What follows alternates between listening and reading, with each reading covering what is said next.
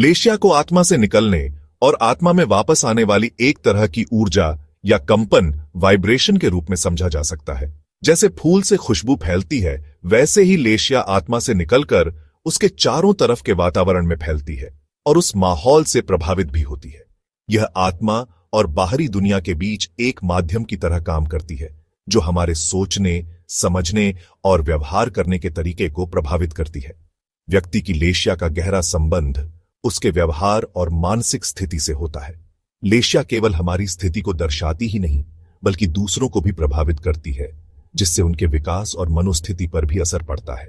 चलिए एक प्रसिद्ध कहानी से लेशिया के प्रकार को समझते हैं। 6 यात्री और एक पेड़। 6 यात्री जंगल में भटक रहे थे। वे थके हुए और भूखे थे। अचानक उन्हें एक बड़ा फलों से लदा हुआ पेड़ दिखाई दिया। पहले व्यक्ति की कृष्ण काली लेशिया थी। उसने कहा, पूरा पेड़ काट दो, एक साथ सारे फल मिल जाएंगे। दूसरे व्यक्ति की नीली लेशिया थी। उसने कहा, एक बड़ी शाखा काट लो, उस पर ढेर सारे फल हैं। तीसरे व्यक्ति की कपोत स्लेटी लेशिया थी। उसने कहा, सिर्फ एक छोटी सी टहनी काट लेते हैं। चौथे व्यक्ति की तेजो लाल लेशिया थी। उसने कहा, पेड़ को क्यों काटना, बस फल तोड़ लो। पांचवें व्यक्ति की पद्म पीली लेशिया थी। उसने कहा, जितनी जरूरत है उतने ही फल लें। छठे व्यक्ति की शुक्ल सफेद लेशिया थी। उसने कहा, जो फल नीचे गिरे हुए हैं बस उन्हें ही उठा लेते हैं, पेड़ को छूने की भी जरूरत नहीं है। एक ही परिस्थिति, लेकिन 6 अलग अलग सोच, 6 अलग अलग लेशियाएं और 6 अलग अलग परिणाम।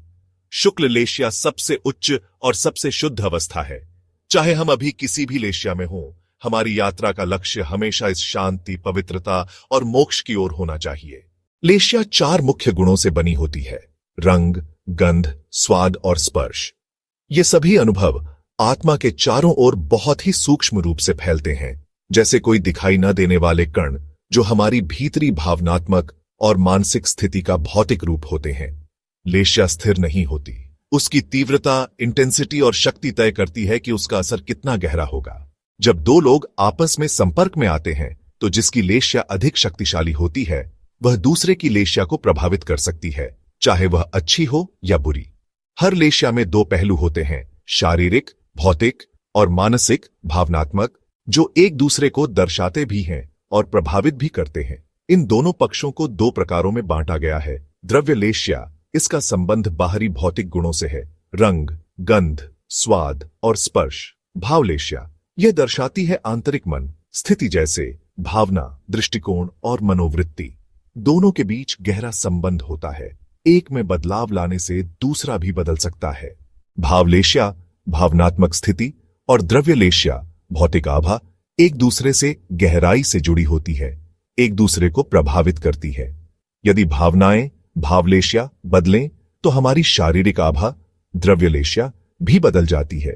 और यदि हम सांस, भोजन, विचार, मंत्र जैसे साधनों से द्रव्य लेशिया को सुधारें, तो हमारे भाव, दृष्टिकोण और मनोवृत्ति भाव लेशिया भी परिष्कृत होने लगते हैं। इसलिए अगर आप इनमें से किसी एक पर भी काम करते हैं, तो दोनों का शुद्धिकरण और उपचार होता है।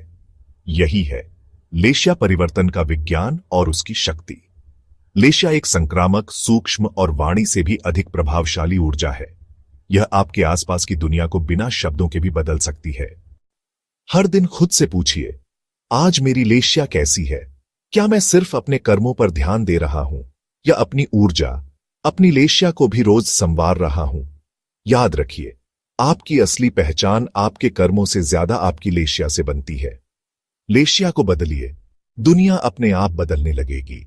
लेशिया आपकी आत्मा की पेंट ब्रश है।